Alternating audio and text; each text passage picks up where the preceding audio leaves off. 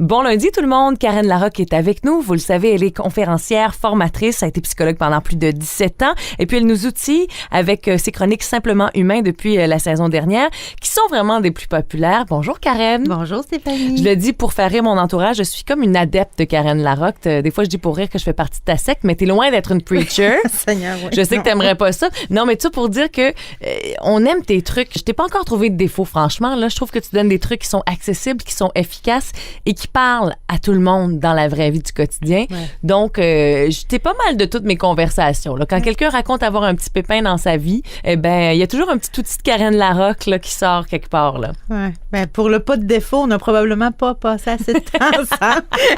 Ça va venir, J'imagine, peut-être. Oui, probablement. Non, mais ce qui est beau, c'est que tu me racontais, exemple, tu en as plein des exemples de gens à qui tu as donné un coup de pouce dans la vie ou en tout cas qui partagent tes outils, non? Dans des conférences après coup, en jasant avec les gens. Oui, une sorte de confidence. Des fois, après les conférences, ça arrive que, il y a une gang de filles à ma conférence, puis après ça, ils se font un souper, pour en discuter. Ça, moi, je trouve ça extraordinaire, parce que, j'ai l'impression de semer des graines. Oui, là, ben c'est puis ça. Que ça continue. Puis ça me rassure. Moi, ça me rassure tellement de voir combien les gens ont de l'intérêt pour prendre soin de leur santé psychologique. De plus en plus, l'intérêt est vraiment là. Puis je pense qu'il y a plein de gens qui ont de la difficulté à prendre soin de leur santé psychologique. Puis c'est pas parce qu'ils veulent pas, c'est parce qu'ils n'ont pas de moyens. Oui, c'est ça. Ils veulent bien là, prendre soin d'eux autres, mais ils savent pas comment faire. Fait que quand je prépare mes affaires puis j'arrive avec des trucs de comment faire, ben c'est ça, c'est comme c'était ce qui manquait. C'est comme des fois c'est ce qui manquait, puis ils partent avec ça, puis c'est le fun de voir l'engouement pour la santé psychologique. Vraiment. Moi, je trouve ça vraiment formidable. En tout cas, l'effet, le rayonnement qu'ont tes chroniques. Et là, on va, je pense, être nombreux à vouloir retenir celle-ci qui parle de notre pouvoir d'influence. Ouais, en fait... Pas qu'on veut manipuler les gens, là. C'est pas ça que je veux dire. Si je te demandais, là, Stéphanie, penses-tu qu'on a du pouvoir sur le comportement des autres? D'emblée, j'aurais le goût de dire non. Bon. Penses-tu qu'on a du pouvoir sur les choix des autres, sur les décisions que les autres prennent dans leur vie? Très peu. Bon.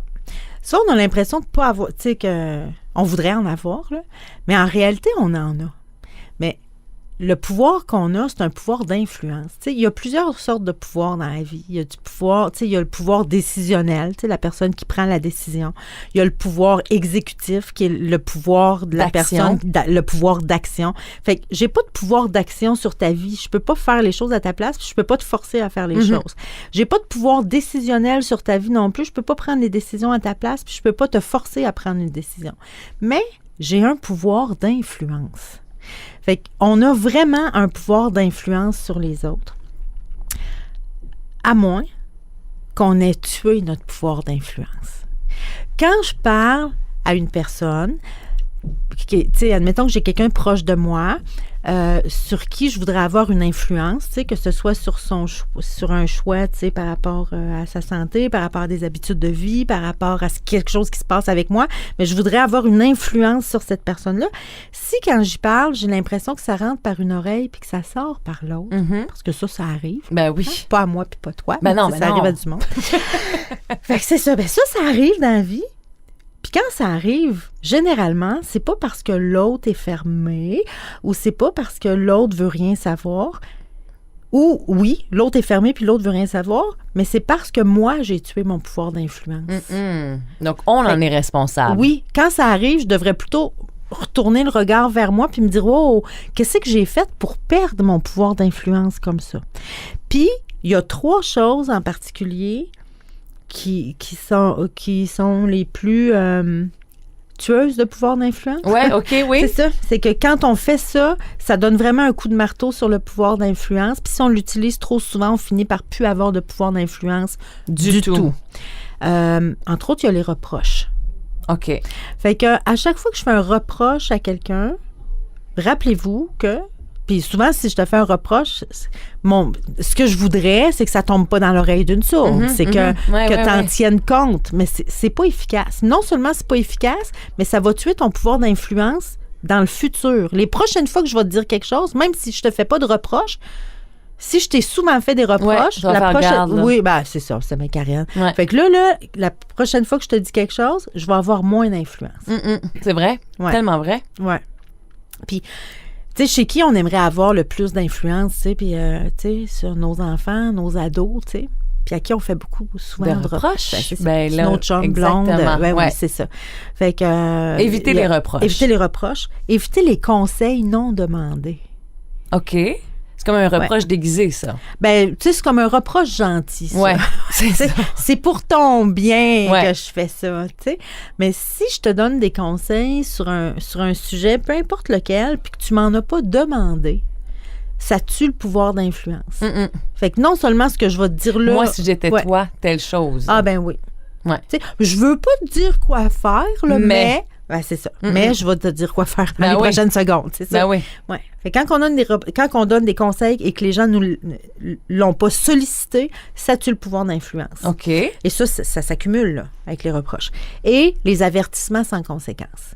Tu sais, si je te dis, en tout cas, là... Si je te jure que c'est... Oui, si tu continues de faire ça, il va arriver ça. Mais que ça arrive jamais, c'est ça. C'est ça. Si je t'avertis de quelque chose puis que ça arrive jamais... On le voit principalement avec les enfants. Oui. Si on met toujours... on menace toujours d'une conséquence qui arrive jamais. Mais que la conséquence n'arrive pas, on perd notre pouvoir d'influence. Absolument, c'est ça. Exactement. Ils comprennent assez rapidement qu'on n'en a pas réellement. Ouais. Là. OK. Puis j'aime bien dire on tue notre pouvoir d'influence plutôt que de dire on perd notre pouvoir d'influence. Parce que le père, tu sais, c'est ça, j'ai l'impression qu'il y a quelque chose de plus responsable dans le fait que c'est moi qui l'éteins. On pourrait dire l'éteindre plutôt que le tuer. Oui, c'est comme un verbe plus actif. Là, je comprends ce que tu veux dire. C'est vraiment de notre faute. OK.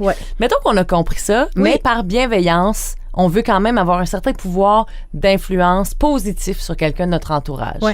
Mais ce qui est le plus efficace, si je veux avoir un pouvoir sur toi, ça va être de te parler de ce que ça me fait moi. Si je te vois... je sais pas moi, s'il y a quelque chose que... tu sais, si je te vois négliger ta santé, par exemple, ou pas prendre soin de toi, mais je pourrais te dire, tu sais, moi, tu sais, Stéphanie, oui, je t'inquiète. Je t'inquiète. Tu sais, je vois que tu prends pas beaucoup de temps pour toi. Je vois que tu dors, tu sais, que tu manges pas bien. Puis tu me dis que tu dors pas bien. Puis là, mais tu sais, ça, c'est fictif, là. Je dors beaucoup puis je mange beaucoup, je te rassure. C'est ça. Mais fait que c'est de dire ce que ça me fait, moi. Ouais. Fait que, tu sais, je vais te parler de que, tu sais, que je t'inquiète, puis que je tiens à toi, puis que je veux te voir bien. Puis, et ça peut aller toucher l'autre. Oui, tu as beaucoup plus de chances de toucher l'autre puis d'influencer l'autre si tu lui parles de ce que ça te fait que si tu lui fais des reproches, des conseils demandés ou des avertissements sans conséquence. Puis un coup perdu ton pouvoir d'influence, là, si tu dis là, oh merde, là, tu sais, je l'ai tout éteint. Là, à chaque fois que je parle à mon chum, là, ça rentre par une oreille puis ça sort par l'autre, puis je vois même que ça a plus de pogne pantoute. Est-ce que ça peut revenir? Oui, ça peut revenir, mais faut arrêter. Puis si jamais je l'ai tout perdu, mon pouvoir, puis que je me mets à arrêter, reproches, conseils non demandés, avertissements sans conséquence, ce qui peut aider aussi, c'est que je le dise à l'autre. Dire, sais-tu quoi? Je réalise que je suis souvent avec toi dans le mode reproche. Tu sais, je te fais souvent des reproches, je te donne souvent plein de conseils, puis je veux plus faire ça. Tu sais, fait qu'à partir de maintenant, je vais faire attention à ça. Déjà, d'admettre ça, ça va aider pour récupérer un petit peu de crédibilité. Puis, si tu le fais vraiment plus, éventuellement, le pouvoir d'influence va revenir progressivement. Devrait pouvoir revenir. Mais il faut que tu te tiennes à ça parce que à un reproche, ça va être plus fragile. Ça déboule vite de l'autre bord. Là. Ça, mais ce que j'entends dans ce que tu dis aussi, Karen, c'est que ça fait des relations tellement plus agréables et harmonieuses de toute manière. Hein? Ben, plus saines, clairement plus saines. Ouais. C'est sûr. Ouais, où il y a moins de contrôle. On retient ça pour ce pouvoir d'influence sur les comportements et les choix des autres. Merci beaucoup, Karen. On se retrouve la semaine prochaine. Puis entre-temps, on réfère les gens sur ton site simplementhumain.com pour toutes tes activités. Merci, Stéphanie.